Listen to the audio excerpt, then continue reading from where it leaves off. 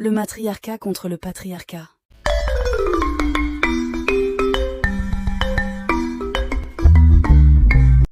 Le matriarcat contre le patriarcat. Tel est devenu l'un des combats de nos jours. Avec le patriarcat, qui est devenu le système dominant mondial, et les kémites révolutionnaires, qui revendiquent le fait que l'Afrique ancestrale était matriarcale. Au milieu de cela, le combat de l'égalité homme-femme qui se fait. Mais qu'en est-il réellement des faits historiques ? Et pourquoi en sommes-nous arrivés à cette vision d'opposition entre l'homme et la femme ? Il serait intéressant de comprendre la chronologie historique qui nous a menés à une civilisation qui considère la femme inférieure à l'homme.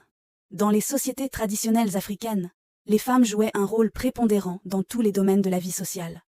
Elles participaient pleinement à la gestion des affaires publiques et au développement.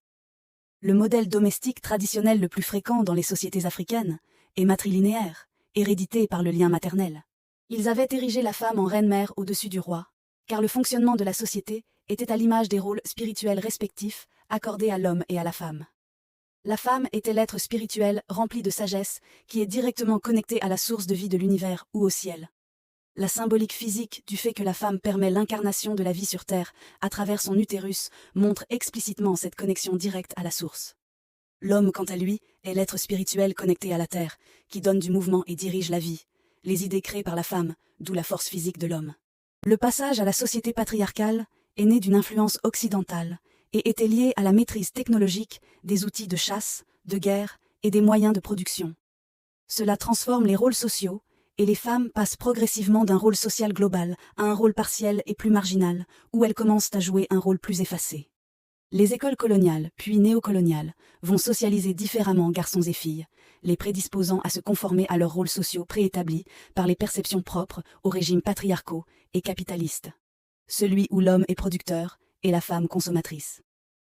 Ainsi, les qualités cultivées chez les garçons sont celles nécessaires à un système socio-économique en les formant au métier, permettant l'expansion du système économique.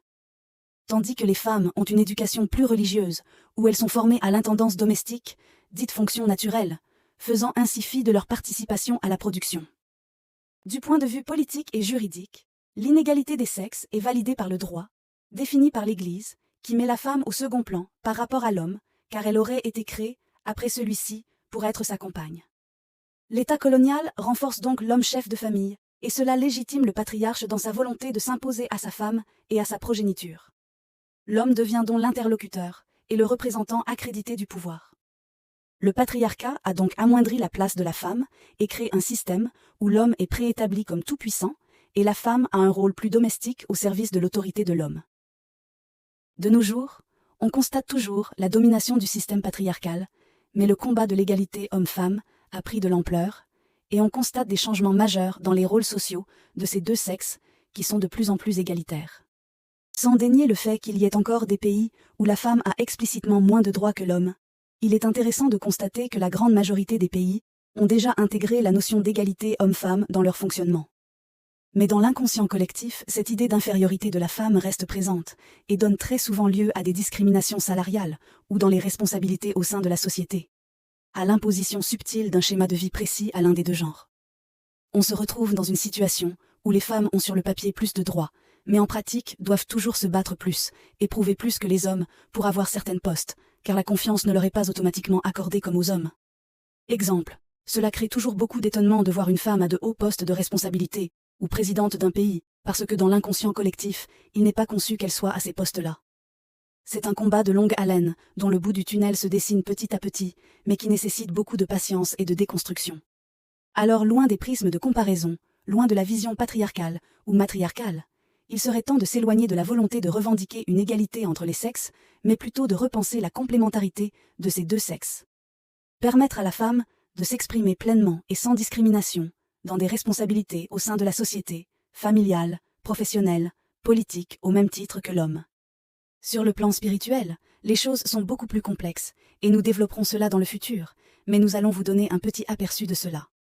En analysant les vertus et les caractéristiques propres attribuées à ces deux sexes, il est communément conçu que l'énergie féminine est liée à l'intériorité, aux émotions, l'intuition, à la créativité. Appelée aussi féminin sacré, on la lie également au concept de matrice créatrice qui crée la vie et donne naissance aux potentialités. L'énergie masculine, quant à elle, est extérieure. Elle est connectée à la rationalité, à l'action ou au mouvement, la force, la logique, la stratégie. Le féminin sacré serait là pour faire naître des idées, et le masculin pour donner du mouvement à ces idées et les implémenter. La symbolique du yin et du yang permet assez d'imager la complémentarité entre ces deux énergies. Ils sont symbolisés par deux virgules enchâssées, et les deux points noirs et blancs indiquent que rien n'est jamais tout blanc ni tout noir. Chacun contient le germe de l'autre. De plus, le yin et le yang sont séparés, mais se créent l'un l'autre. La femme détient donc en elle une partie de l'énergie masculine, et l'homme une partie de l'énergie féminine. Yin et yang fonctionnent en collaboration, comme deux parties d'un tout qui s'harmonisent en se complétant.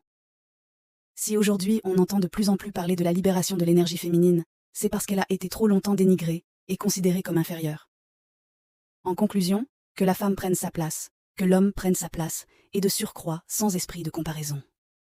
On a l'impression de nos jours qu'on ne peut briller si l'autre brille également, sans se rendre compte que c'est lorsque chacune des lumières est allumée et placée au bon endroit, et dans un mouvement organisé, tel une symphonie, que cela laisse place à un spectacle de lumière magnifique.